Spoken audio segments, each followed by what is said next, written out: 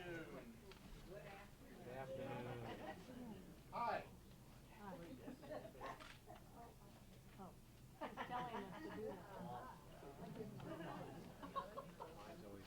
Good afternoon and welcome to the Francis Adelson Shakespeare Players rendition of As You Like It, our 13th Shakespeare production.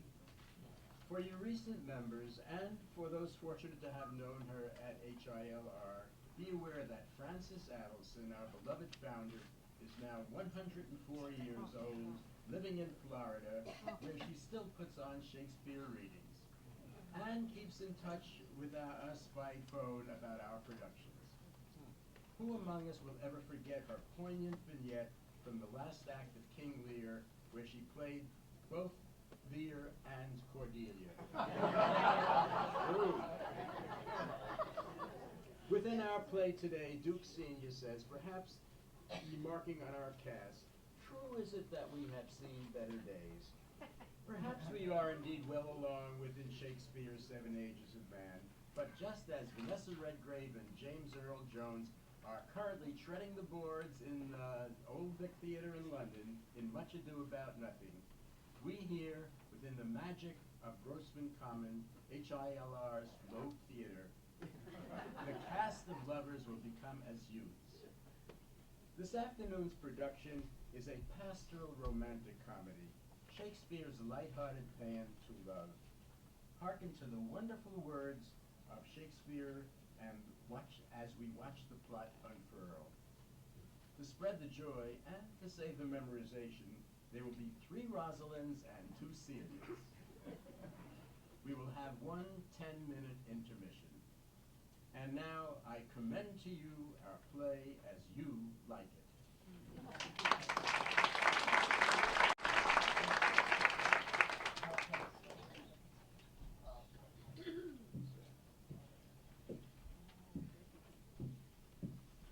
As I remember, Adam, it was upon this fashion, bequeathed me by my father's will, but poor 1,000 crowns, and as thou sayest, he charged my brother on his blessing to breed me well. And there begins my sadness.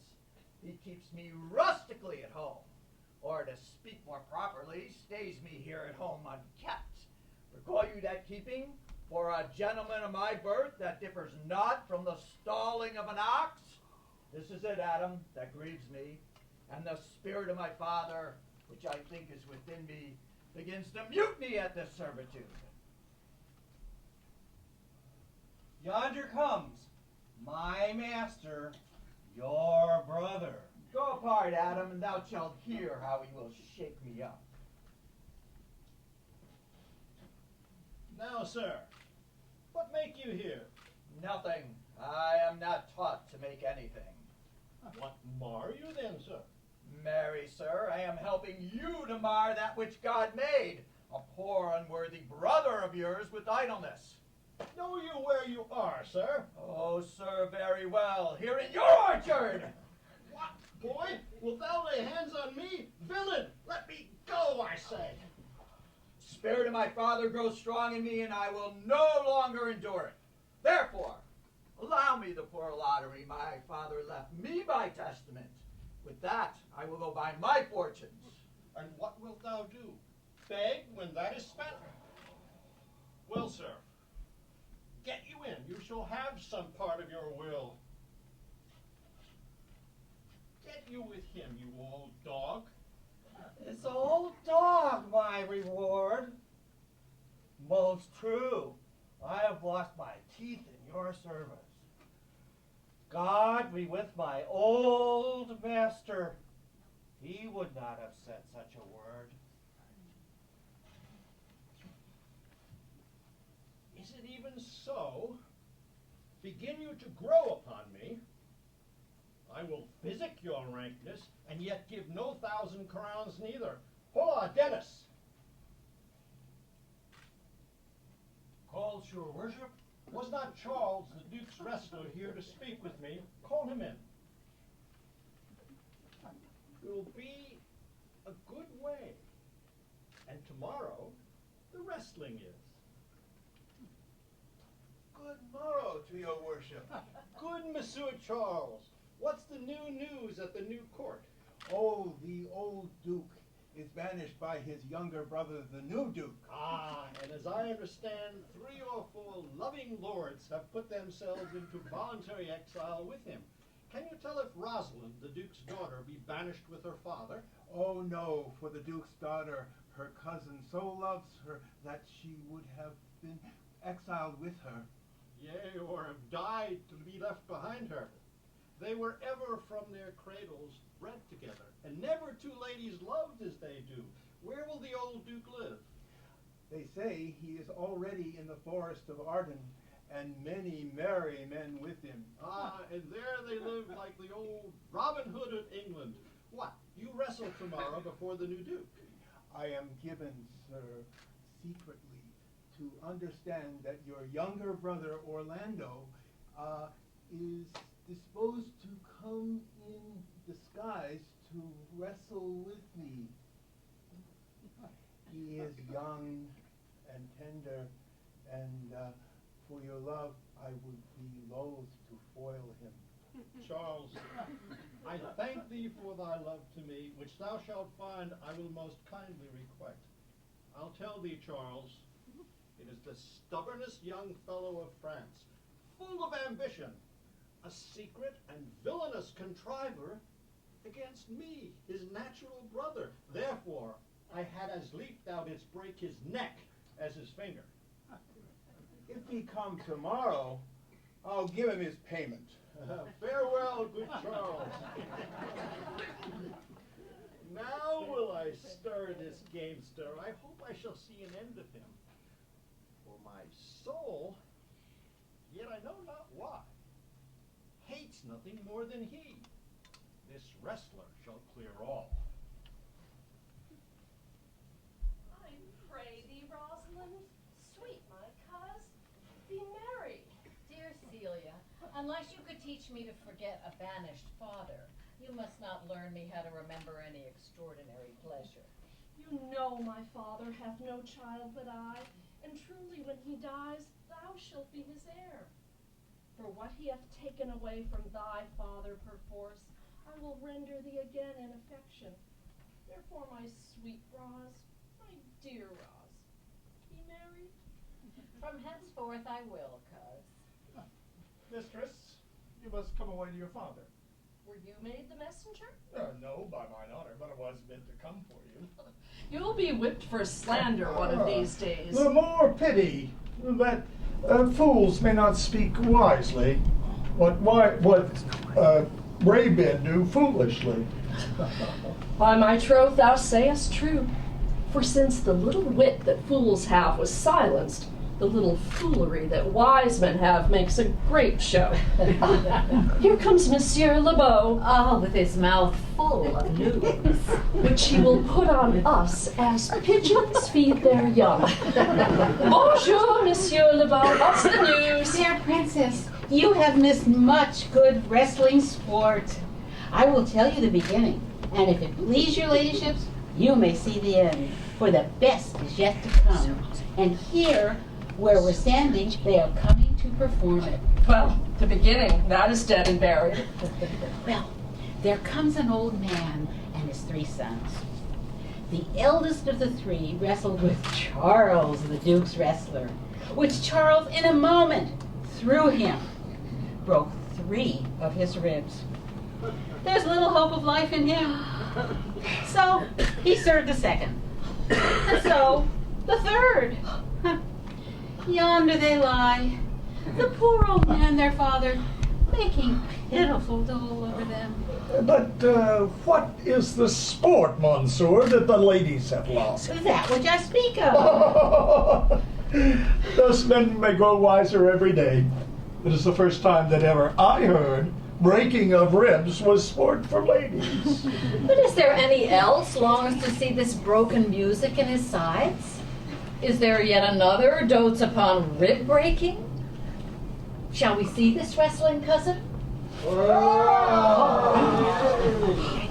Come on, since the youth will not be entreated, his own peril on his forwardness. How now, daughter and cousin? Have you crept hither to see the wrestling? Aye, my liege, so please you give us leave. You will be little delighted that I can tell you. In pity of the challenger's youth, I would fain dissuade him, but he will not be entreated. Speak to him, ladies, see if you can move him. Young gentlemen, your spirits are too bold for your years.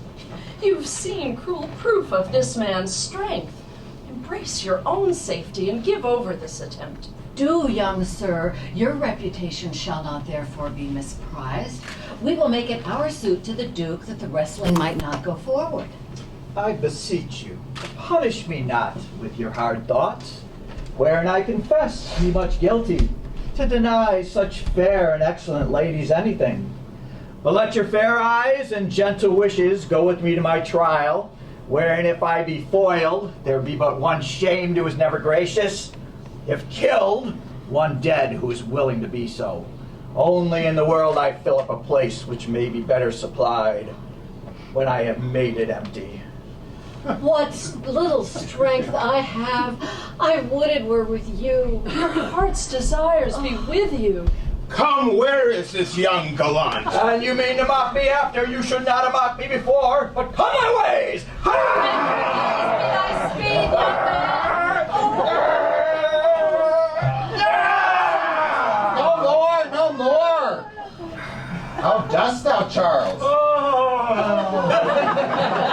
Bear him away! What is thy name, young man? Orlando, my liege, youngest son of Sir Rowland de Boys. I would thou hadst been son to some man else. The world esteemed your father honorable, but I did find him still mine enemy. But fare thee well, thou art a gallant youth.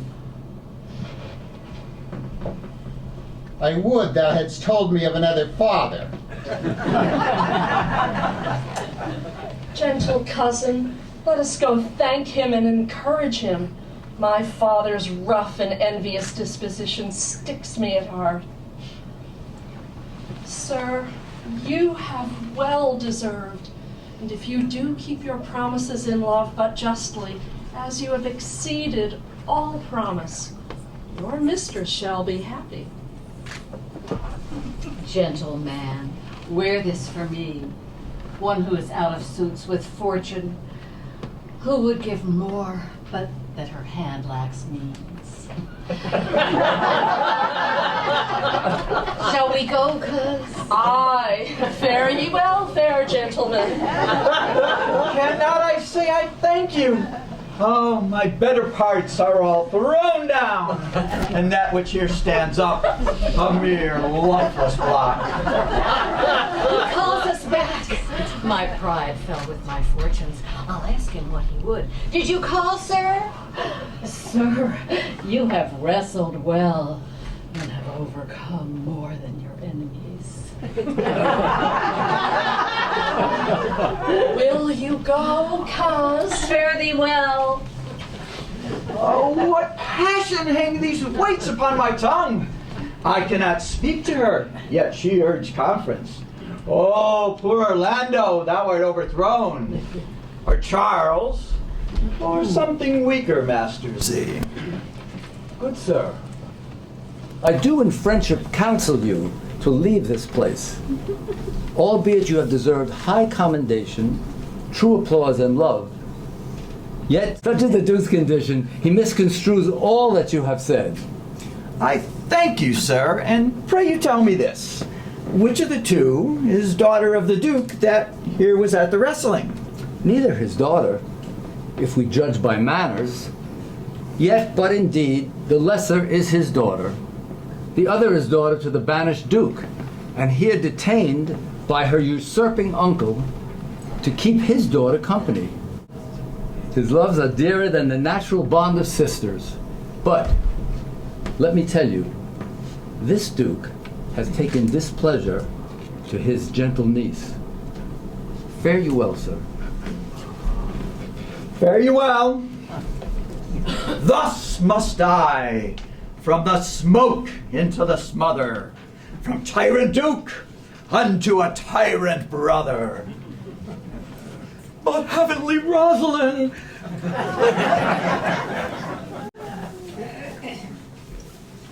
Cousin, why, Rosalind, Cupid have mercy, not a word. Not one to throw at a dog. Come, come, wrestle with thy affections. They take the part of a better wrestler than myself. Oh, a good wish upon you. Is it possible, on such a sudden, you should fall into so strong a liking with old Sir Rowland's youngest son? Let me love him for that. And do you love him too? Look, here comes the Duke. With his eyes full of anger. Mistress, dispatch you with your safest haste and get you from our court. Me, uncle? You cousin, within these 10 days, if that thou beest found so near our public courts as 20 miles, thou diest for it. I beseech your grace, let me the knowledge of my fault bear with me. Thou art thy father's daughter, there's enough. So was I when your highness took his dukedom. So was I when your highness banished him. Treason is not inherited, my lord. Dear sovereign, hear me speak. She is too subtle for thee, and her smoothness, her very silence and her patience speak to the people, and they pity her. Thou art a fool. She robs thee of thy name. Firm and irrevocable is my doom which I have passed upon her. She is banished. Pronounce that sentence then on me, my liege. I cannot live out of her company. You are a fool. You needs provide yourself. If you outstay the time, upon mine honor, and in the greatness of my word, you die. Oh, my poor Rosalind, whither wilt thou go? Wilt thou change fathers? I will give thee mine. I charge thee, be not thou more grieved than I am. I have more cause. Thou hast not, cousin. Prithee be cheerful. Knowest thou not the Duke hath banished me, his daughter? That he hath not. No, hath not? Rosalind lacks then the love that teacheth thee that thou and I am one.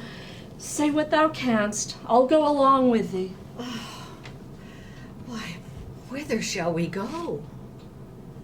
To seek my uncle in the forest of Arden. Alas, what danger will it be to us, maids as we are, to travel forth so far? Beauty provoketh thieves sooner than gold.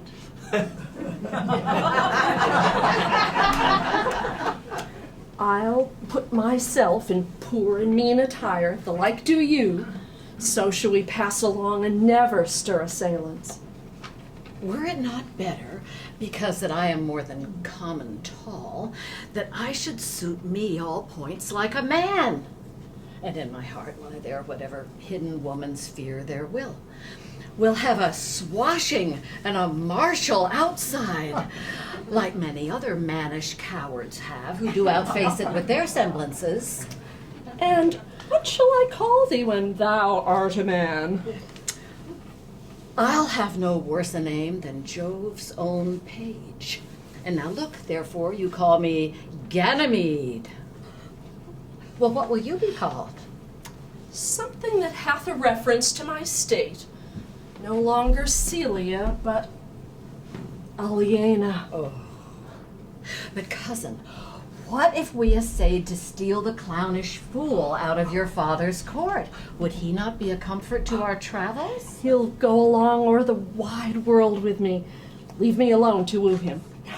Let's away and get our jewels and our wealth together. Now, go we in content to liberty and not to banishment.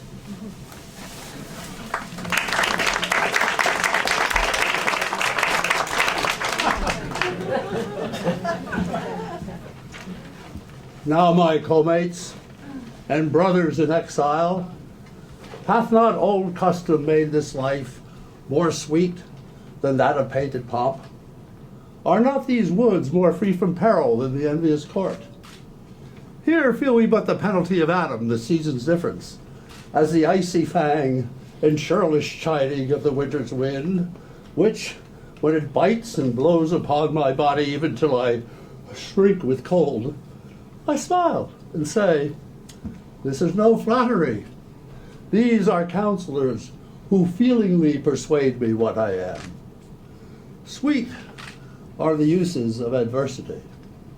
In this our life, exempt from public haunt, finds tongues in trees, books in the running brooks, sermons in stone, and good in everything. I would not change it. Happy is your grace that can translate the stubbornness of fortune into so quiet and so sweet a style. Come, shall we go and kill this medicine? And yet it irks me, the poor dappled fools, being native burghers of this desert city, should in their own confines with forked heads have their round haunches gored. Indeed, my lord, the melancholy Jakes grieves at that. And he says you do more usurp than doth your brother who hath banished you. Today, my lord of Amiens and myself did steal behind him as he lay along under an oak whose antique roots peep out upon the brook that brawls along this wood. To the which place a poor sequestered stag that from the hunter's aim had ta'en a hurt did come to languish. But what said Jakes? Did he not moralize the spectacle? Oh, yes, into 1,000 similes. 'Tis right, quoth he, thus misery doth part the flux of company. And on a careless herd full of the pasture jumps along by him and stays not to greet him. Aye, quoth Jake, sweep on, you fat and greasy citizens. 'Tis just the fashion. Wherefore do you look upon that poor and broken bankrupt there? Thus, most invectively he doth pierce through country, city, court. Yea, and of this our lives, swearing that we are mere usurpers, tyrants, and what's worse, to fright the animals and to kill them up in their assigned and native dwelling places? Show me the place. I love to cope him in these sullen fits, for then he's full of matter. I will bring you to him straight. Can it be possible that no man saw them? Your daughter and her cousin much commend the parts and graces of the wrestler who did lately foil the sinewy Charles. That youth is surely in their company. Send to his brother. Fetch that gallant hither. If he be absent, bring his brother to me. I'll make him find him. Do this suddenly.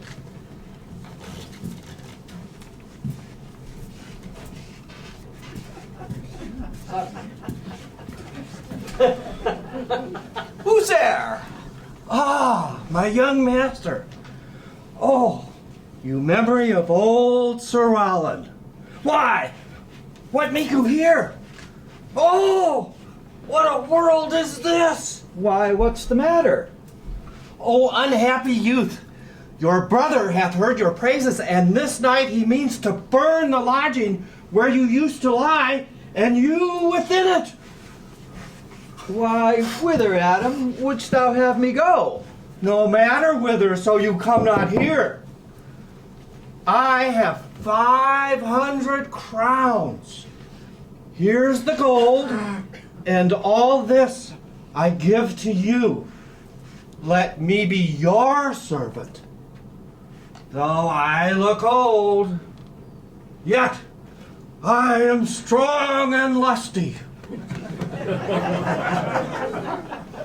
Oh, good old man, how well in thee appears the constant service of the antique world. But, poor old man, thou prunest a rotten tree that cannot so much as a blossom yield. But, come thy ways, we'll go along together. Go on, master, and I will follow thee to the last gasp with truth and loyalty. Oh, Jupiter, how weary are my spirits! Oh! I care not for my spirits, and my legs are weary. I pray you bear with me. I cannot go no further. Well, this is the Forest of Arden. Now am I in Arden? More fool I. When I was at home, I was in a better place. But travelers must be content. Aye, be so good, Touchstone. But look, who comes here? A young man in an old and solemn talk. That is the way to make her scorn you still. Oh, Colin, that thou knewest how much I do love her. I partly guess, for I have loved ere now. No, Colin. Being all thou canst not guess. Though in thy youth thou wast as true a lover, how many actions most ridiculous hast thou been drawn to by thy fantasy? Into 1,000 that I have forgotten. Oh, Phoebe.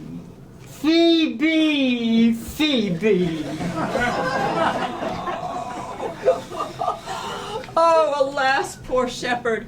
Searching of eye wound, I have by hard adventure found mine own. And I mine. I remember when I was in love. I broke my sword upon a stone and bid him take that for coming a night to Jane's smile.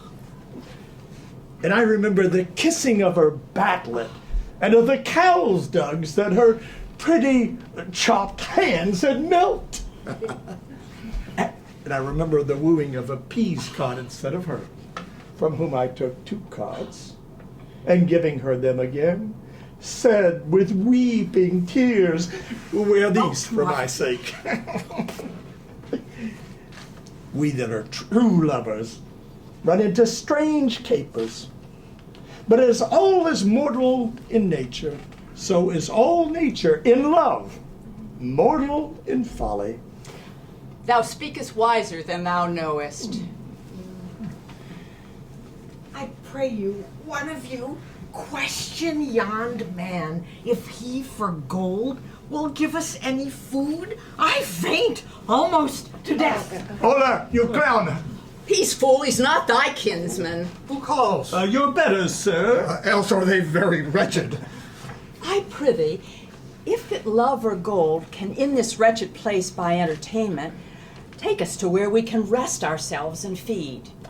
I am shepherd to another man, and do not shear the fleeces that I graze. Besides, his coat, his flocks, and bounds of feed are now on sale, and at our sheepcote now there is nothing that you will feed on. But what is, come see, and in my voice most welcome shall you be. I prithee, if it stand with honesty, buy thou the cottage, the pasture, and the flock, and you shall have of us to pay for it. Assuredly the thing is to be sold. Go with me. If you like, upon report, the soil, the profit, and this kind of life, I will your very faithful feeder be, and buy it with your gold right suddenly. Wonderful. Come, sister, let us go. Oh.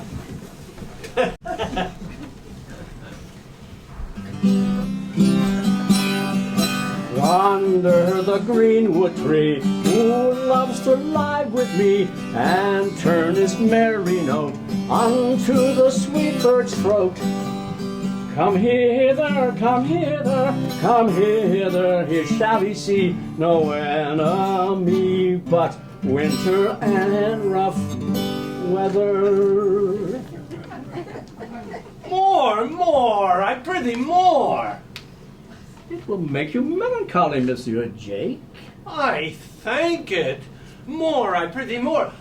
I can suck melancholy out of a song as a weasel sucks eggs. More, I prithee, more. Well, I'll end the song. The Duke will drink under this tree. He hath been all this day to look you. And I have been all this day to avoid him. Come, warble, come. Who doth ambition shun, and love to live in the sun, seeking the food he eats, and pleased with what he gets. Come hither, come hither, come hither, here shall he see no enemy but winter and rough weather. I'll go see the Duke. His banquet is prepared.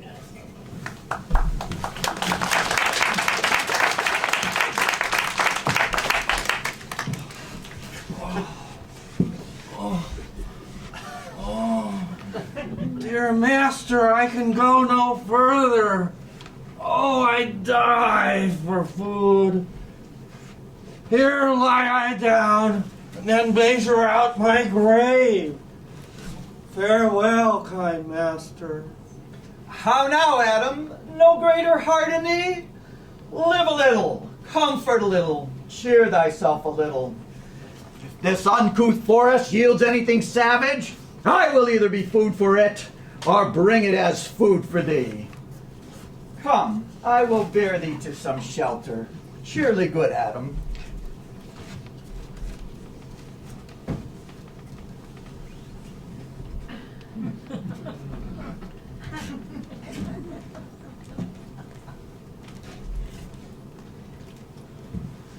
I think he be transformed into a beast, for I can nowhere find him like a man.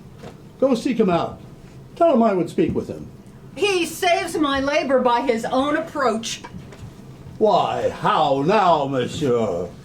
What a life is this, that your poor friends must woo your company? A fool! A fool! I met a fool in the forest.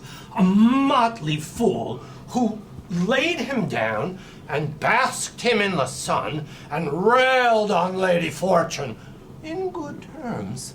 What fool is this? Oh, worthy fool, one that hath been a courtier, and in his brain is as dry as the remainder biscuit after a voyage. Oh, that I were a fool. I am ambitious for a motley coat. Thou shalt have one. It is my only suit. Invest me in my motley.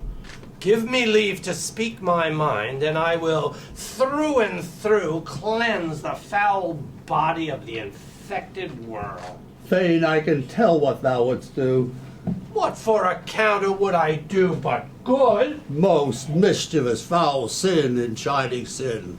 For thou thyself hast been a libertine, as sensual as the brutish thing itself. But who comes here?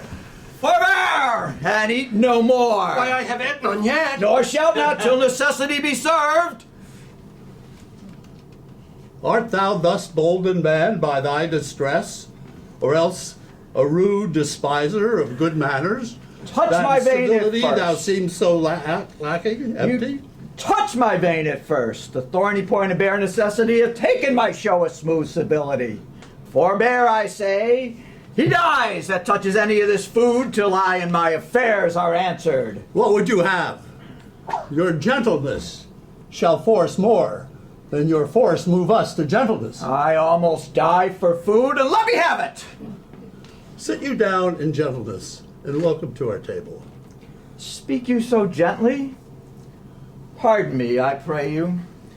I thought all things had been savage here, but whatever you are that dwell in this desert inaccessible, if ever you've looked on better days, let gentleness my strong enforcement be, in the which hope I blush and hide my sword. True is it, we have seen better days. And therefore sit you down in gentleness, and take upon command what help we have, that to your wanting may be ministered. Then but forbear your food a little while. There is an old poor man that after me hath many a weary step, limped in pure love, till he be first sufficed, oppressed by two weak evils, age and hunger. I will not touch a bit. Go find him out. I thank ye, and be blessed for your good comfort. You see, we are not all alone unhappy. This wide and universal theater presents much more woeful pageants than the scene wherein we play in. All the world's a stage, and all the men and women merely players. They have their exits and their entrances, and one man in his time plays many parts. His acts being 7 ages. At first the infant, mewling and puking in the nurse's arms. And then the whining schoolboy, with his satchel and shining morning face, creeping like snail, unwillingly to school. And then the lover, sighing like furnace, a woeful ballad made to his mistress's eyebrow. Then a soldier, full of strange oaths and bearded like the pard, jealous in honor, sudden and quick in quarrel, seeking the bubble reputation even in the cannon's mouth. And then the justice, in fair round belly with good capon lined, with eyes severe and beard of formal cut, full of wise saws and modern instances. And so he plays his part. The 6th age shifts into the lean and slippered pantaloon with spectacles on nose and pouch on side. His youthful hose, well saved, a world too wide for his shrunk shank, and his big manly voice turning again toward childish treble, pipes and whistles in his sound. Last scene of all that ends this strange, eventful history is second childishness and mere oblivion, sans teeth, sans eyes, sans taste, sans everything. Welcome. Sit down your venerable burden and let him feed. Give us some music and, good cousin, sing. Blow, blow, thou winter wind, thou art not so unkind, thou art not so unkind as man's ingratitude. Thy tooth is not so keen, because thou art not seen. Thy tooth is not so keen, because thou art not seen. Although thy breath be rude, although thy breath be rude, although thy breath be rude. Hey-ho, sing hey-ho, unto the green holly, most friendship is feigning, most loving mere folly. Then hey-ho, the holly, this life is most jolly. Then hey-ho, the holly, this life is most jolly.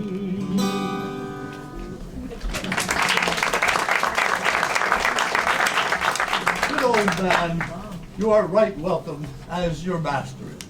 Give me your hand, and let me all your fortunes understand.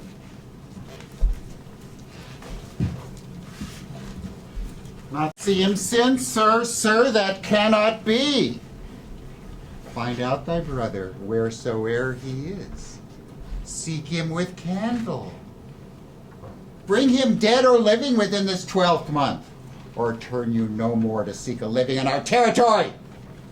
Oh, that your highness knew my heart in this.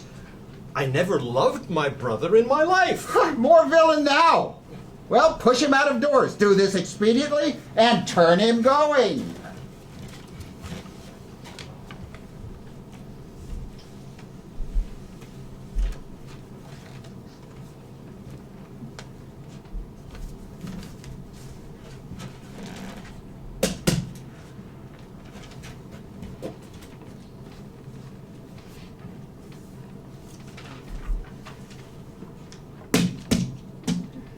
Hang Sing there my verse in witness of my love. Oh, Rosalind, these trees shall be my books, and in their barks my thoughts all character. Run, run, Orlando, carve on every tree the fair, the chaste, and non-expressive she.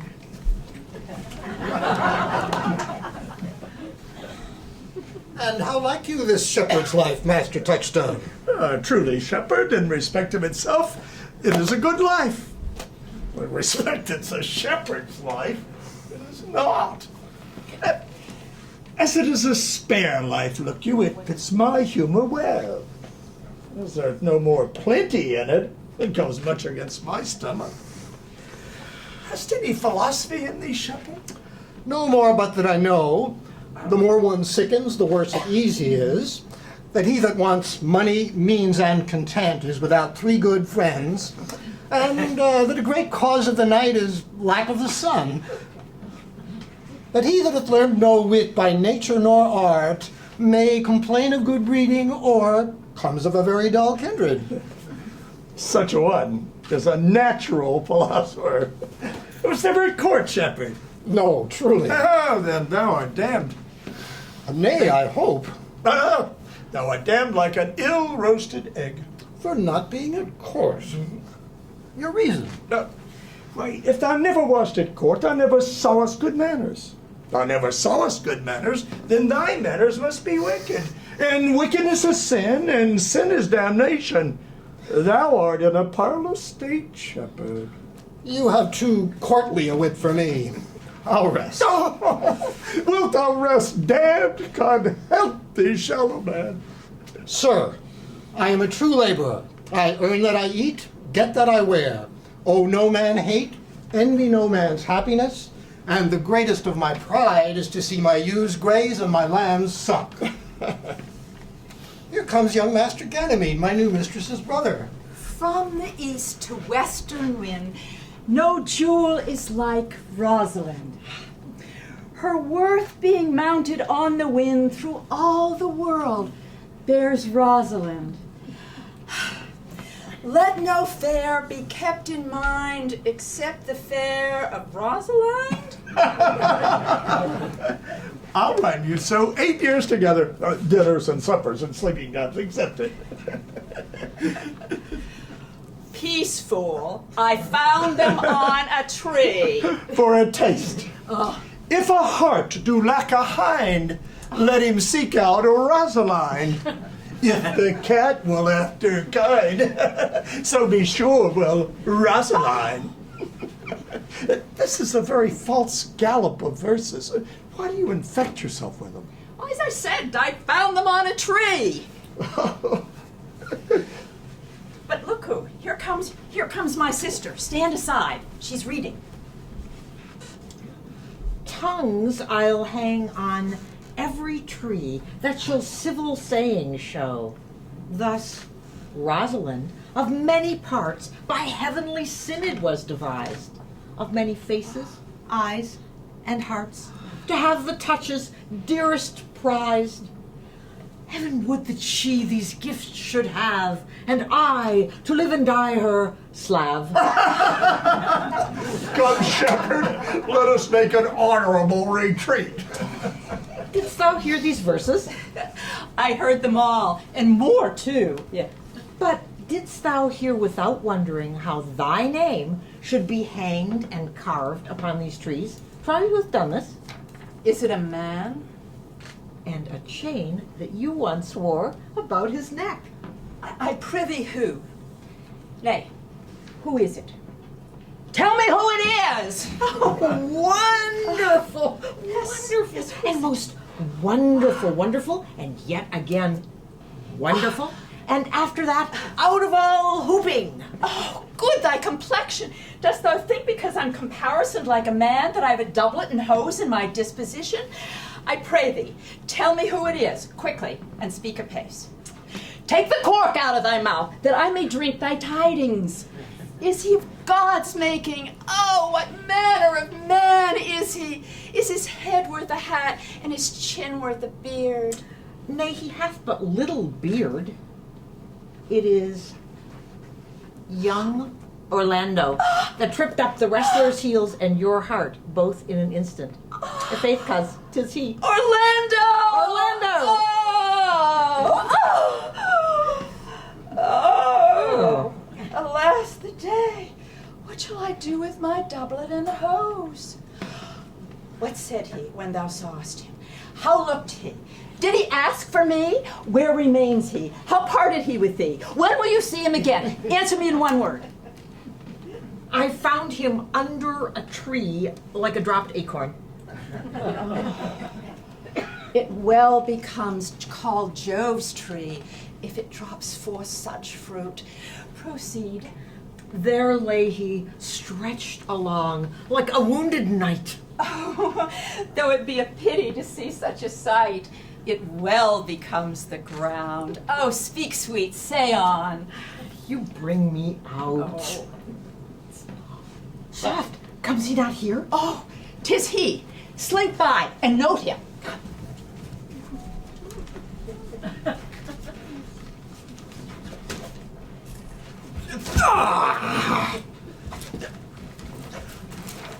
I thank you for your company, but good faith, let's meet as little as we can. I do desire we may be better strangers. I pray you, mar no more trees with writing love songs in their barks. Pray you, mar no more of my verses with reading them ill-favoredly. Rosalind is your true love's name. Yes, just. I do not like the name. There was no thought of pleasing you when she was christened. What stature is she of? Just as high as my heart. You are full of pretty answers. I'll tarry no longer with you. Farewell, good Signor Love. I am glad of your departure. Adieu, good Monsieur Melancholy. I will speak to him like a saucy lackey. Do you hear, Forrester? Very well. What would you? I pray you, what is the clock? You should ask me what time of day. There's no clock in the forest. Where dwell you, pretty youth? With the shepherdess, my sister, here in the skirts of the forest, like fringe upon a petticoat. Are you native to this place? Your accent is something finer that could be purchased, and so remove the dwelling. I have been told so of many. Indeed, an old religious uncle of mine taught me how to speak. One who knew courtship too well, for there he fell in love. I've heard him read many lectures against it. And I thank God I am not a woman, to be touched by so many giddy offenses as he has generally taxed their whole sex withal. Can you remember any of the principal evils he laid to the charge of women? There were none principal. They were all alike as one and halfpence are, with each one fault seeming monstrous till its fellow fault came to match it. I prithee, recount some of them. I will not cast away my physic, but on those that are sick. But there is a man haunts the forest that abuses our young plants by carving Rosalind on their barks, hangs odes upon hawthorns and elegies upon brambles, all forsooth deifying the name of Rosalind. If I could meet that fancy monger, I would give him some good counsel, for he seems to have the quotidian of love upon him. I am he that is so love-shaped. I pray you, tell me your remedy. There are none of my uncle's marks about you. He taught me how to know a man in love. In which cage of rushes, I am sure you are not a prisoner. What were his marks? A lean cheek, which you have not. A blue eye and sunken, which you have not. A beard neglected, which you have not. But I forgive you for that, but simply your having in beard is a younger brother's revenue. Then, your hose should be ungartered, your sleeve unbuttoned, your shoe untied, and everything about you demonstrating a careless desolation. But you are no such man. You are rather point device in your accoutrements, as if loving yourself, than seeming the lover of any other. Fair youth, I would I could make thee believe I love. Me believe it? You may as well make her that you love believe it, which I warrant she is apter to do than confess she does, for that is one of the ways in which women still give the lie to their consciences. But I pray, are you he that hangs the verses on the trees in which Rosalind is so admired? I swear to the youth by the white hand of Rosalind, I am that he, that unfortunate he. Love is merely a madness, and deserves as well a dark house and a whip as madmen do. But the reason they are not so punished and cured is that the lunacy is so ordinary that the whippers are in love too. But I profess curing it by counsel. Did you ever cure any so? Yes, one, and in this way. He was to imagine me, his love, his mistress, and I bade him come every day to my cote to woo me.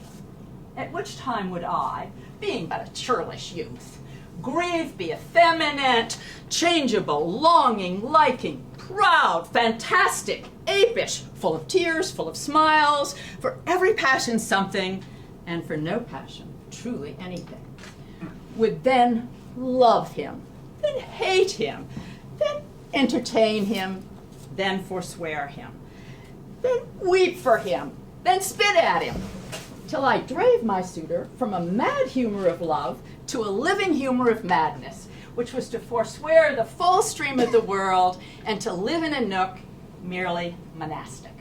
And thus I cured him. I would not be cured, youth. I would cure you if you would but call me Rosalind and come every day to my cote to woo me. Now, by the faith of my love, I will. Tell me where it is. Will you go? With all my heart, good youth. Nay, you must call me Rosalind. Come, sister, let us go.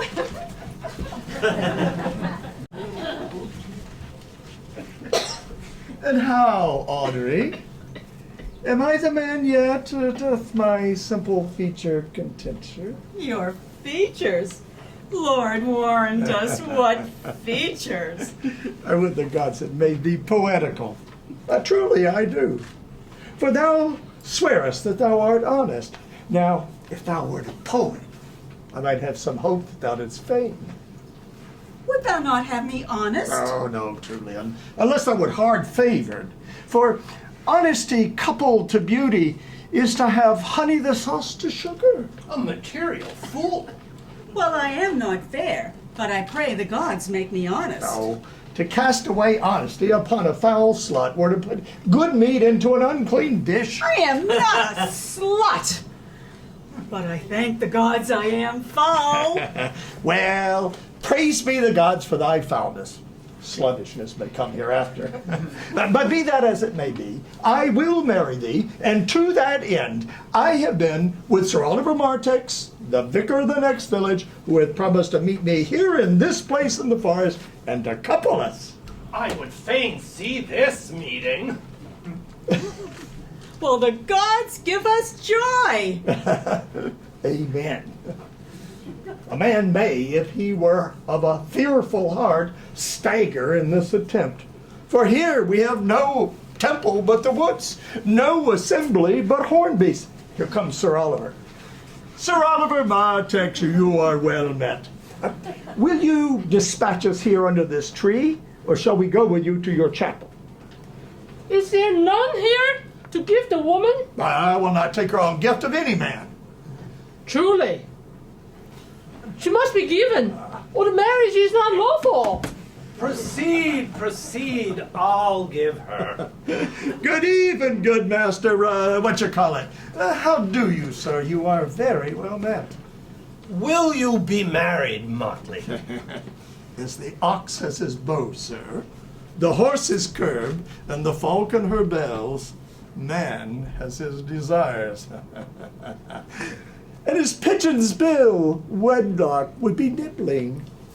And would you, being a man of your breeding, be married under a bush like a beggar? get you to church and have a good priest who can tell you what marriage is. I am not in the mind, but I were better to be married of him than of another. For he is not like to marry me well. And not being well married, it would be a good excuse for me hereafter to leave my wife. Oh, come, sweet Audrey, we must be married, or we must live in Bawdry. Farewell, good Master Oliver. I will not to wedding with thee.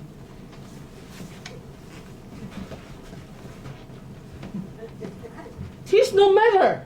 Their fantastical knave of them all shall flout me out of my calling.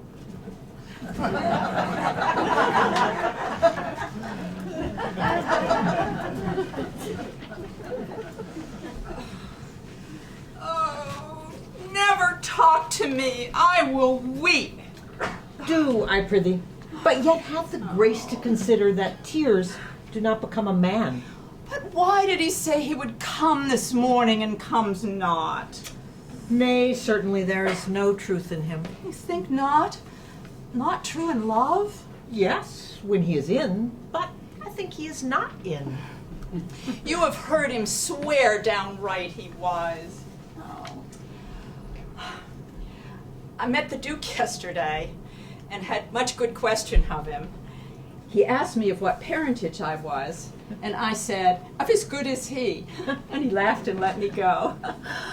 Oh, but why talk we of fathers when there is such a man as Orlando? Oh, that's a brave man. He writes brave verses, speaks brave words, swears brave oaths, and breaks them bravely. Oh. Who comes here? Mistress and master, you have oft inquired after the shepherd that complained of love. Yes. If you will see a pageant truly played between the pale complexion of true love and the red glow of scorn and proud disdain, go hence a little and I shall conduct you. The sight of lovers feedeth those in love. Bring us to where we may see this sight. I'll prove a busy actor in their play.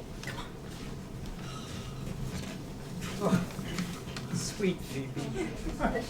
Sweet Phoebe, do not scorn me. Do not, Phoebe. Say that you love me not, but say not so in bitterness. I fly thee, for I would not injure thee.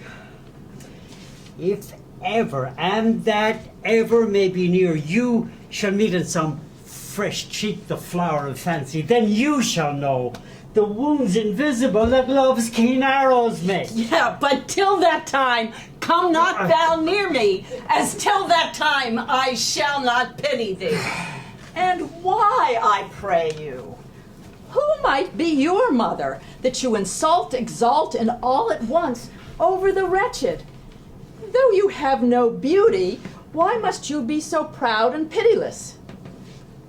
Why do you look at me? What means she by this? What's little life? I think she means to tangle my eyes too.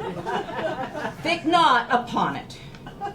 And you, foolish shepherd, wherefore do you follow her? You are 1,000 times a properer man than she is a woman. 'Tis such fools as you that make the world full of ill-favored children. And you, proud mistress, know yourself. Down on your knees and thank heaven's fasting for a good man's love. For I'll tell you friendly in your ear, sell when you can, you are not for all markets. Sweet youth, I pray you, chide a year together. I had rather hear you chide than this man woo. Oh, I pray you, do not fall in love with me, for I'm falser than vows made in wine. Come, sister, let us go. Besides, I like you not. Sweet Phoebe. Huh? Sweet Phoebe, pity me. Why, I am sorry for thee, gentle Silvius. Silvius, the time was that I hated thee. And yet it is not that I bear thee love, But since thou canst talk of love so well, thy company, which erst was irksome to me, I will endure, and I'll employ thee too. But do not look for further recompense than thine own gladness that thou art employed. Well, I should think it a most plenteous crop to glean the broken ears after the man the main harvest reaps. Knowest thou the youth that spoke to me erewhile? Not very well, but I have met him oft. Think not I love him, though I ask for him. It is a pretty youth. Not very pretty. He'll make a proper man. He is not very tall, yet for his years, he is tall. There be some women, Silvius, had they mocked him, would have gone near to fall in love with him. But I love him not, nor hate him not. And now I am remembered. He scorned at me. I marvel that I answered not again. I will write to him a very taunting letter, and thou shalt bear it. Wilt thou, Silvius? Oh, Phoebe, with all my heart. I'll write it straight. The matter is in my head and in my heart. Go with me, Silvius.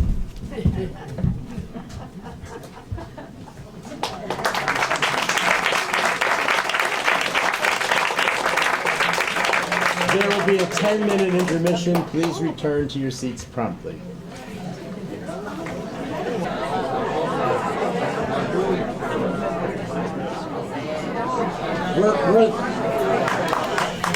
Thank you. Were the bard alive today, I'm sure during intermission I would have received the text message that said, "I am William Shakespeare, and I approve of this message." Let us return now to the Forest of Arden, where the couples who are uncoupled would like to couple.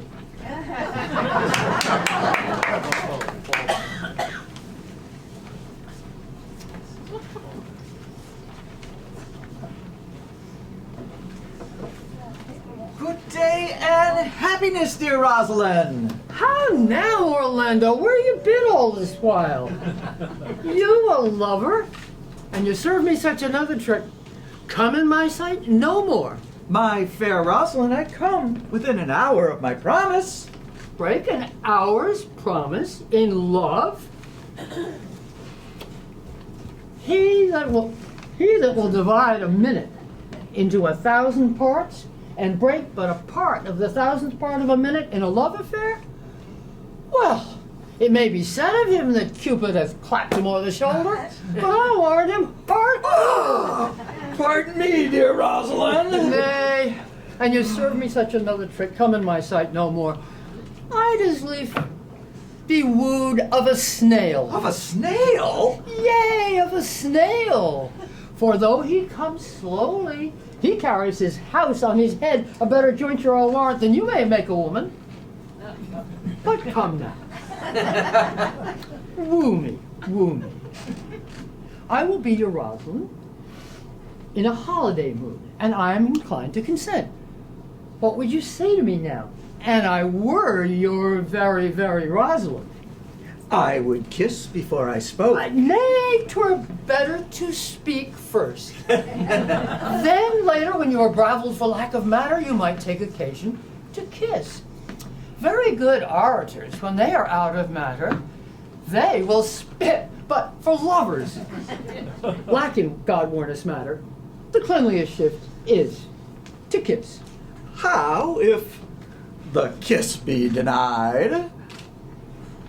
Then she puts you to entreaty, and there begins new matter. Am not I your Rosalind? I take some joy to say you are, because I would be talking of her. Well, then in her person, I say I will not have you. Ah, then my own person, I die. Oh, faith, no. Die by attorney.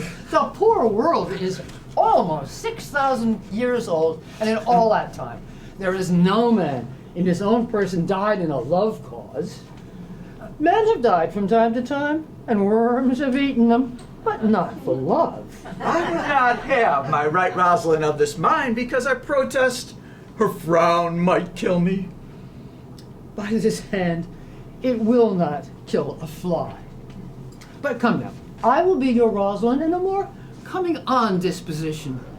Ask me what you will, and I will grant it. Then love me, Rosalind. I will not do that on Fridays and Saturdays and all. And wilt thou have me? Aye, and 20 such. What sayest thou? Art thou not good? I hope so. Why then, can one desire too much of a good thing? Come, sister, you will be the priest and marry us. Take my hand, Orlando. What do you say, sister? Pray thee, marry us. I cannot say the words.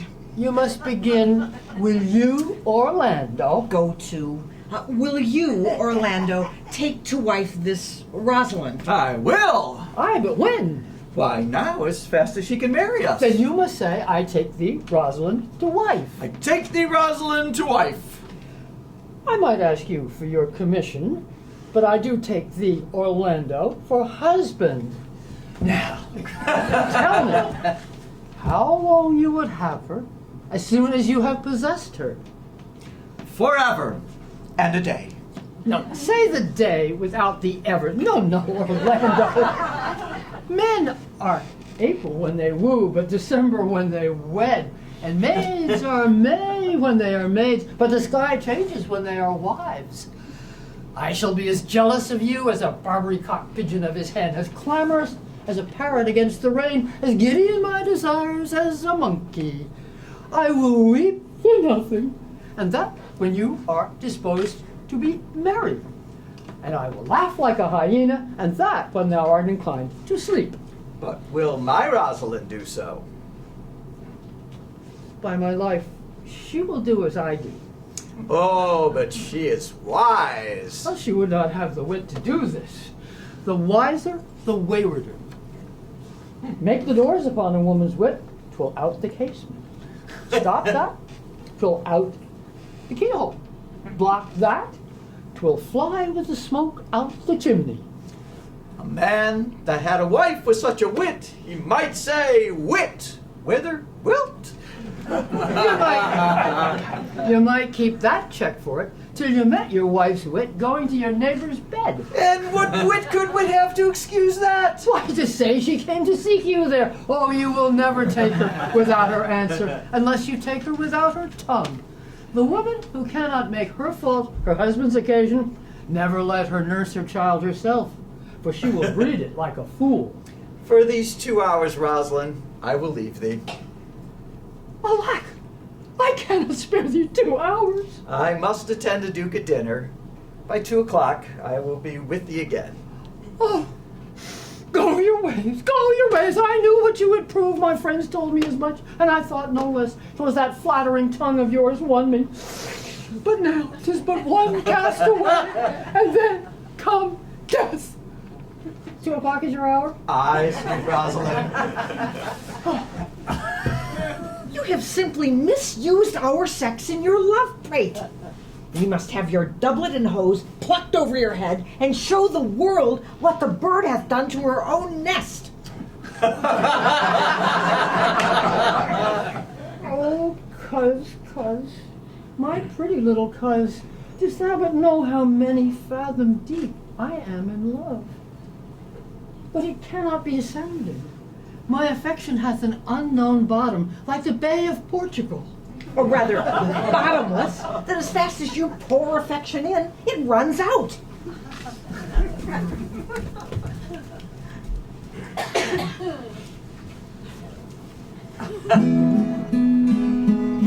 It was a lover and his lass with a hey and a ho and a hey, nonny no and a hey, nonny no. That o'er the green cornfields did pass in springtime, the only pretty ring time, when birds do sing, hey, ding-a-ding-a-ding, ding-a-ding-a-ding, hey, ding-a-ding-a-ding, sweet lovers love the spring. In springtime, the only pretty ring time when birds do sing, hey, ding-a-ding-a-ding, ding-a-ding-a-ding, hey, ding-a-ding-a-ding, sweet lovers love the spring.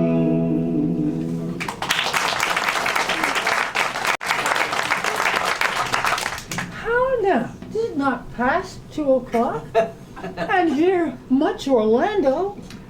I warrant you, with pure love and troubled brain, he hath ta'en his bow and arrows, and is gone forth to sleep. Oh, look who comes here. My gentle Phoebe bid me give you this. I know not the contents, but as I guess it bears an angry tenor, pardon me.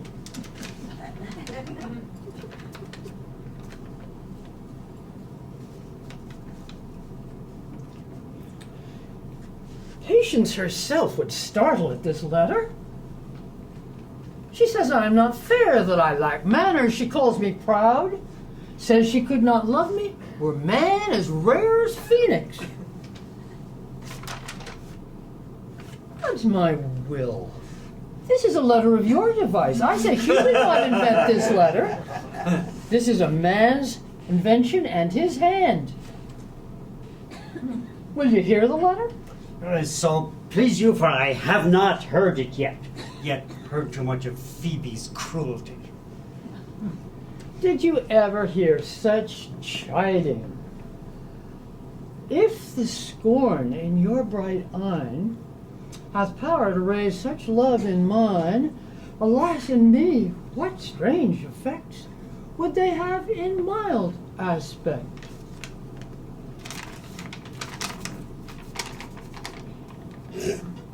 Call you this chiding? Alas, poor shepherd. Do you pity him? No, he deserves no pity. Wilt thou have such a woman?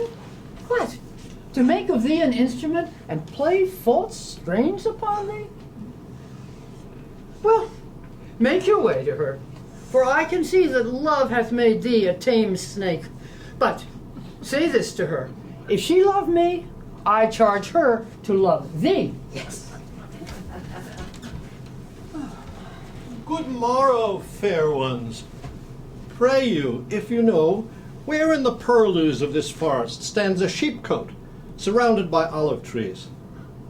West of this place, down in the neighbor bottom, but at this hour there's none within. The house doth keep itself. Are not you the owners of the house I did inquire for? It is no boast, being asked, to say we are. Orlando doth commend him to you both, and to that youth he calls his Rosalind, he sends this bloody napkin. Are you he? I am. What must we understand by this? Some of my shame, if you will know of me what man I am, and how and why and where this handkerchief was stained. I prithee tell it. When last the young Orlando parted from you, he left a promise to return again within an hour. And pacing through the forest, lo, what befell? A wretched, ragged man, o'ergrown with hair, lay sleeping on his back. A lioness, with udders all drawn dry, lay couching, head on ground, with cat-like watch, when that the sleeping man should stir. For 'tis the royal disposition of that beast, to prey on nothing that doth seem as dead. This seen, Orlando did approach the man, and found it was his brother, his elder brother. Oh, I have heard him speak of that same brother, and he did render him the most unnatural that lived amongst men. And well he might so do. But to Orlando, did he leave him there, food for the sucked and hungry lioness? Twice did he turn his back and purposed so. But kindness, nobler ever than revenge, made him give battle to the lioness, who quickly fell before him, in which, hurtling from miserable slumber, I awaked. Are you his brother? What, was you he rescued? Was you that did so oft contrive to kill him? 'Twas I, but 'tis not I. I do not shame to tell you what I was, since my conversion so sweetly tastes. being the thing I am. But for the bloody napkin. In brief, he led me to the gentle Duke, who gave me fresh array and entertainment, committing me unto my brother's love, who led me instantly unto his cave. There stripped himself, and here upon his arm the lioness had torn some flesh away, which all this while had bled. And now he fainted, and cried in fainting upon Rosalind. Brief, I recovered him, bound up his wound. He sent me hither, stranger as I am, to tell this story, that you might excuse his broken promise. Many will swoon when they look on blood. There's more in it. Look, he recovers. Be of good cheer, youth. You lack a man's heart. You, a man. I do so, I confess it. Sarah, a body would think that was well counterfeited. Tell your brother how I counterfeited. Hi-ho! This was not counterfeit. There is true great testimony in your complexion that it was a passion of earnest. Come, you look paler and paler. I pray you, draw homewards. Good sir, go with us. We shall find a time, Audrey. Patience, gentle Audrey.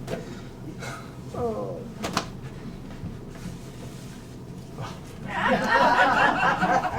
Good evening, Audrey. Good evening, William. And good evening to you, sir. Good evening, gentle neighbor. Come with thy head, nay, prithee be covered. Ha-ha. Art thou wise? Aye, sir, I have a pretty wit.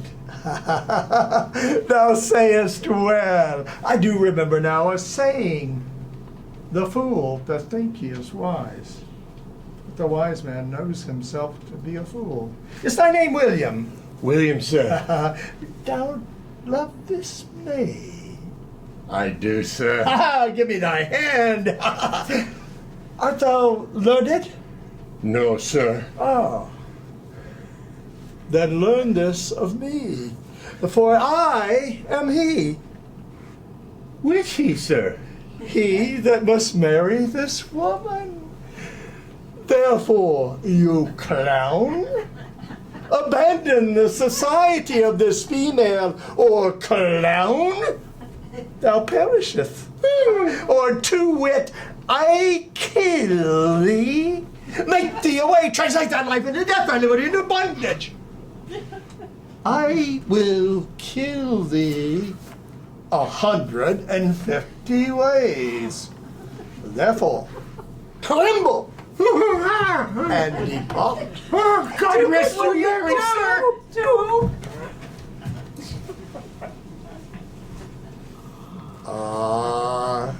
Trip, Audrey. Trip, Audrey.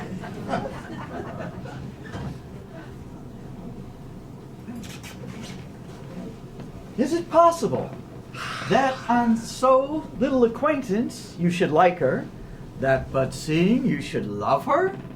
Call not the giddiness of it in question. It shall be to your good. For my father's house and all the revenue that was old Sir Rowland's will I estate upon you, and here live and die a shepherd. Let your wedding be tomorrow. Thither will I invite the Duke and all his contented followers. Go you and prepare Aliena, for look you, here comes my Rosalind. God save you, brother. And you, fair sister. Oh, Orlando, how it grieves me to see you wearing your heart in a scarf. It is my arm. Did your brother tell you how I counterfeited to swoon when he showed me your handkerchief? Aye, and greater wonders than that. Oh, I see where you are. Nay, there was never anything so sudden. Your brother and my sister. They no sooner met, but they looked. No sooner looked, but they loved. They will together. Clubs cannot separate them. They shall be married tomorrow, and I will bid the Duke to the nuptial. But oh, how bitter a thing it is to look into happiness through another man's eyes. Why then, tomorrow I cannot serve your turn for Rosalind. I can live no longer by thinking. I will weary you then no longer with idle talking. But know, if you please, that I can do strange things. I have, since I was 3-year-old, conversed with a magician, most profound in his art, but yet not damnable. If you do so love Rosalind, so near to the heart, as your very gesture cries it out, when your brother marries Aliena, shall you marry her? Speakest thou in sober meanings? By my life I do, which I tender most dearly, though I say I am a magician. So, put you in your best array, bid your friends, if you will be married tomorrow, you shall, and to Rosalind, if you will. Look, here comes a lover of mine and a lover of hers. Youth, you have done me much ungentleness to show the letter that I writ to you. I care not if I have. It is my study to seem despiteful and ungentle to you. You are followed there by a faithful shepherd. Look upon him, love him. He worships you. Good shepherd, tell this youth what 'tis to love. Is to be all made of sighs and tears, and so am I for Phoebe. And I for Ganymede. And I for Rosalind. And I for no woman. It is to be all made of faith and service, and so am I for Phoebe. And I for Ganymede. And I for Rosalind. And I for no woman. It is to be all made of fantasy, of passion, all made of wishes, all purity, all trial, all observance, and so am I for Phoebe. And so am I for Ganymede. And so am I for Rosalind. And so am I for no woman. If this be so, why blame you me to love you? If this be so, why blame you me to love you? If this be so, why blame you me to love you? Who do you speak to? Why blame you me to love you? Her that is not here, nor doth not hear. Enough of this, I pray you. 'Tis like the howling of Irish wolves against the moon. I will help you if I can. I would love you if I could. Tomorrow, meet here all together. I will marry you if ever I marry woman, and I shall be married tomorrow. I will satisfy you if ever I satisfy man, and you shall be married tomorrow. I will content you if what pleases you contents you, and you shall be married tomorrow. As you love Rosalind, me. As you love Phoebe, me. And as I love no woman, I'll meet.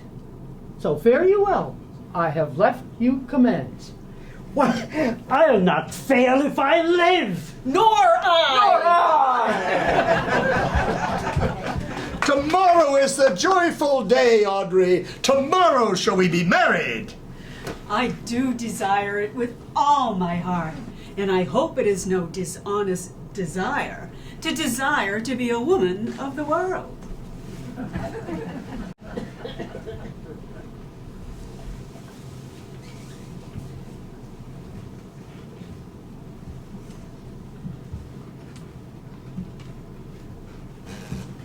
Dost thou believe, Orlando, that this boy can do all this that he has promised? I sometimes do believe, and sometimes do not. Patience once more, while our compact is urged. You say that if I bring Rosalind to you, you will bestow her upon Orlando here? That would I, had I kingdoms to give her. And you say you will have Rosalind when I bring her? That would I if I were of all kingdoms king. And you say you will marry me if I be willing? Oh, that will I, should I die the hour after. But if you do refuse to marry me, you will bestow yourself upon this most faithful shepherd. So is the bargain. And you say you will have Phoebe if she be willing? Though to have her and death were both one thing. I have promised to make all this matter even. Keep you your word. From hence I go to make these doubts all even.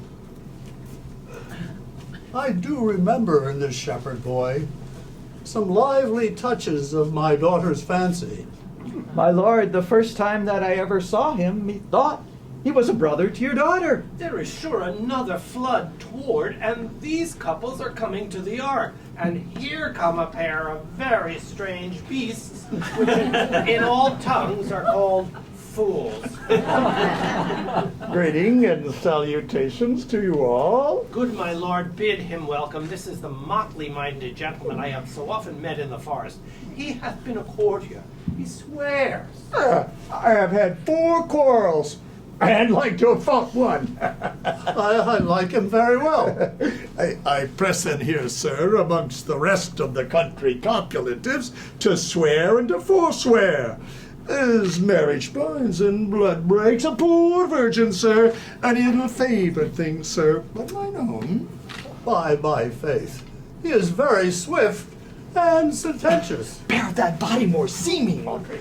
Is this not a rare fellow, my lord? He's as good at anything, and yet he is a fool. He uses his folly as a stalking horse, and under presentation of that, he shoots his wit.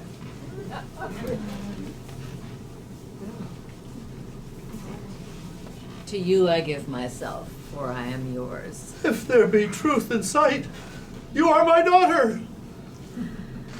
To you I give myself, for I am yours. If there be truth in sight, you are my Rosalind. If sight and shape be true, why then, my love, adieu more.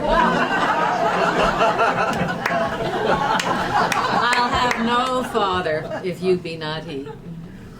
I'll have no husband, if you be not he. Nor ne'er wed woman, if you be not she.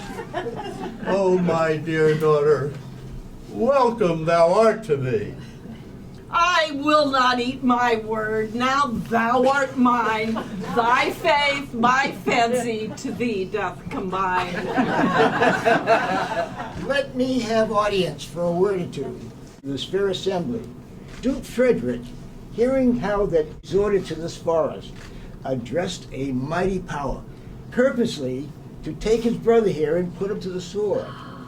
And to the skirts of this wild wood he came, where meeting with an old religious man was converted, both from his enterprise and from the world. And all his lands restored to him that were with them exiled. Welcome, young man. First, in this forest, let us do those goods that were here well begun and well begot. And after, every of this happy number that have endured shrewd days and nights with us shall share the good of our returned fortune. Sir, by your patience, if I heard you rightly, the Duke hath put on a religious life and thrown into neglect the pompous court. He hath. To him will I. Out of these convertites there is much matter to be heard and learned. You, to your former honor, I bequeath your patience, and your virtue well deserves it.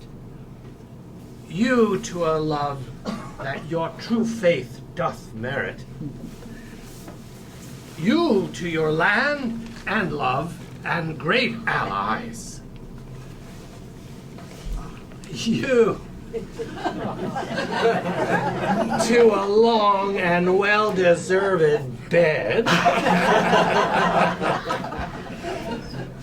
And you to wrangling, for your loving voyage is but for 2 months victualed.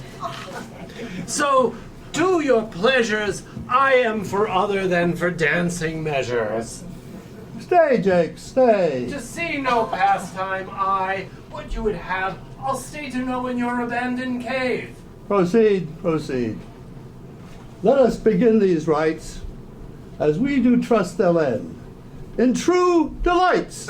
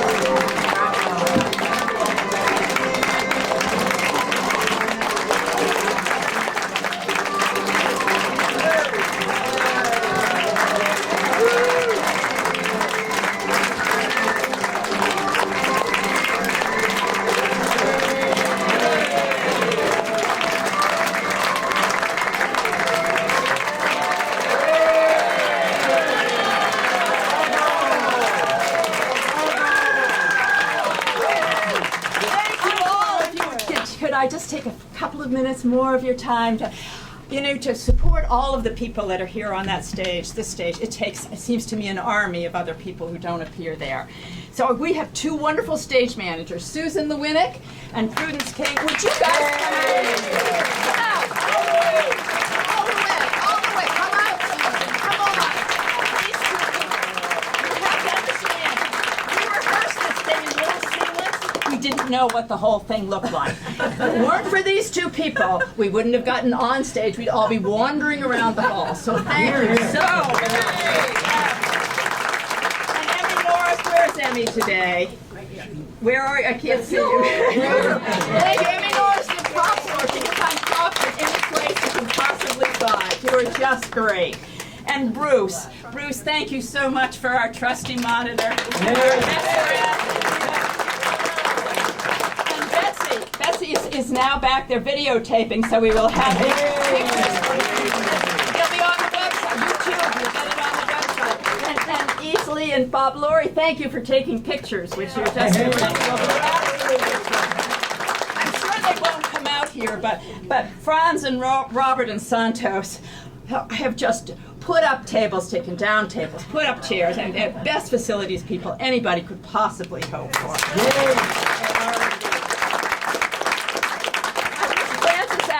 Was here. She's 104 years old and in Florida, still doing Shakespeare in her assisted living facility. So there's something ahead of this for all of us. And Sebastian and Stephen from our front office, I can't count the ways in which you've helped us. And our wonderful Leonie Gordon, our director.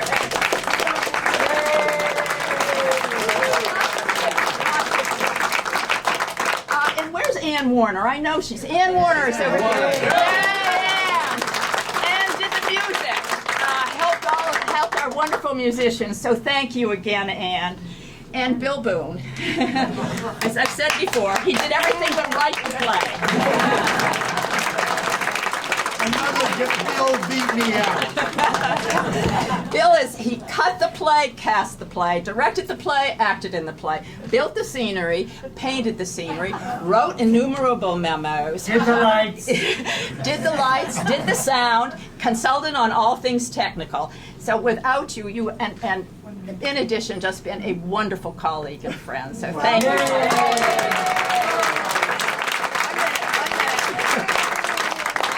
Have to thank this unbelievable cast who have worked so hard